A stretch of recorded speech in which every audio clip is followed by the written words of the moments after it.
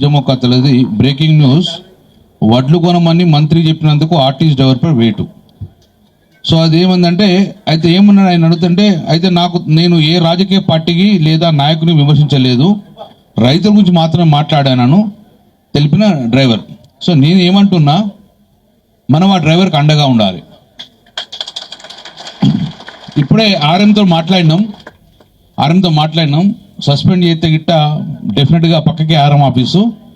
ఈ మీటింగ్ అయినాక డెఫినెట్గా మనం అటే వెళ్దాం, ఆర్ఎం ఆఫీస్కి వెళ్తాం.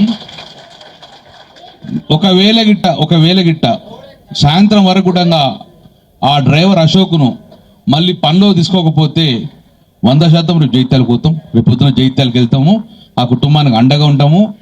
ఎట్లయితే బీఆర్ఎస్ పార్టీ సోషల్ మీడియా ఒక్కసారి తగులుకుంటూ అంటుకుంటుంది కాబట్టి ఇవాళ సాయంత్రం నుంచి మనం అశోక్ రిక్రూట్ అయ్యేదాకా సోషల్ మీడియాను వాడుకుంటాము. ఒక అరగంటతో మీటింగ్ అయినాక జీనుడి షాపుని తీసుకొని వెళ్ళి అందరం కలిసి వెళ్ళి ఆర్ఎం రిప్రజెంట్ చేస్తాం.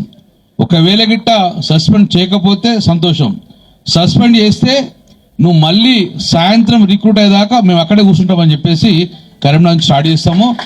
ఆయన ఏమన్నాడు, వాస్తవంగా ఆయన ఏమన్నాడు, నేను ఏ పార్టీని విమర్శించలేదు, నేను ఏ పార్టీ నాయకుని కాదు, కేవలం ప్రభుత్వాన్ని వడ్లు కొనుమను అన్నాడు అంతే. దానికి అంటే ఎవరు మాట్లాడితే వాళ్ళని సస్పెండ్ చేసుడు, ఎవరు సోషల్ మీడియా పెడతారు జైలు. అట్లంటే మేము ప్రభుత్వం ఉన్నప్పుడు ఎన్ని విమర్శలు చేసిన మమ్మల్ని ఎంతమంది జైలుకి వేసాం, మనం వేసినామా? సో ఇది ప్రజల మీద తిరుగుబాటు చేస్తుండ్రు, ప్రజలను ఇబ్బంది చేస్తుండ్రు. ఇటు బీజేపీ పార్టీ, కాంగ్రెస్ రెండు కూడా మాట్లాడితే ప్రజలను జైలు వేసే పరిస్థితి వచ్చింది.